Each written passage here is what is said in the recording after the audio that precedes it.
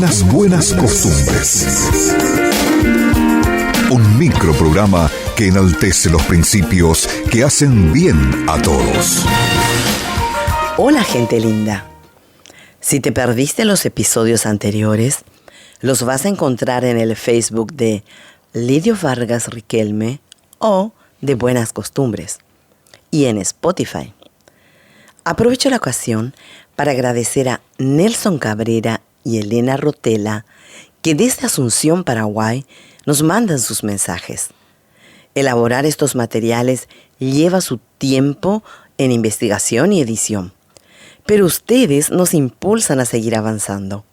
Elena dice, qué interesante el tema.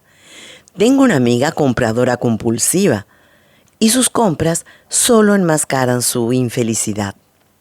Y Nelson escribe, gracias a Dios por Lidio y su esposa, dedicándose a sus designios con mucha didáctica. Es el momento de disfrutar de Buenas Costumbres.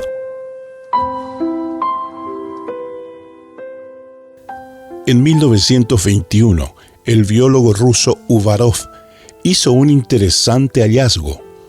Descubrió que, aunque hay varias clases de langostas, en cada una de ellas se manifiestan dos fases, la solitaria y la gregaria.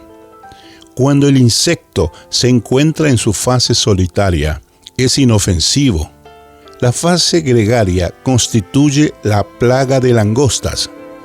Descubrió también que la descendencia de las langostas inofensivas puede convertirse en una plaga con solo colocar las langostas jóvenes en compañía de las langostas gregarias. La transformación de la conducta como resultado de la compañía con la multitud no se limita a las langostas. Personas que como individuos jamás soñarían en hacer daño a nadie, se pueden transformar en peligrosas simplemente al seguir a la multitud o a la mayoría. Este fenómeno se conoce con el nombre de psicología de las masas, que es un campo de estudio importante para comprender fenómenos sociales, políticos y culturales.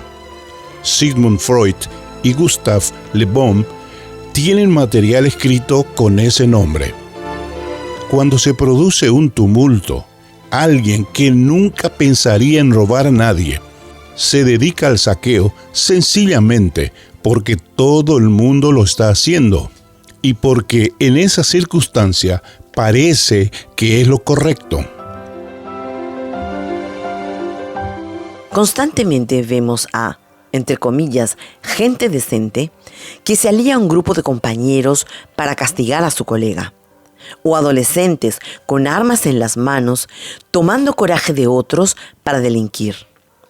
Aún se mantiene fresco en la memoria el incidente donde un grupo de jugadores de rugby fueron condenados a cadena perpetua por causa de la psicología de las masas. Ellos querían divertirse. La justicia le dio otra interpretación al hecho. Ese mismo espíritu de masas ha llevado a muchos a salir a las calles a dar su adhesión pública a personas de dudosa fama porque otros lo hacían o por interés de un beneficio personal. El consejo divino en Éxodo 23:2 no deja lugar a dudas. No sigas a la mayoría en su maldad. Cuando hagas declaraciones en caso legal, no te dejes llevar por la mayoría, inclinándote por lo que no es justo. Se necesita carácter para ponerse de parte de lo recto, aunque todo el mundo esté en contra. Se necesita personalidad para no dejarnos llevar por turbas enfurecidas que atentan contra las buenas costumbres y la moral. Se necesita de valentía para tomar decisiones sabias y propias, sin ser empujados por el medio. No tengas miedo de ser tú mismo cuando la situación lo requiera, y Dios espera de ti un comportamiento diferente al de los demás.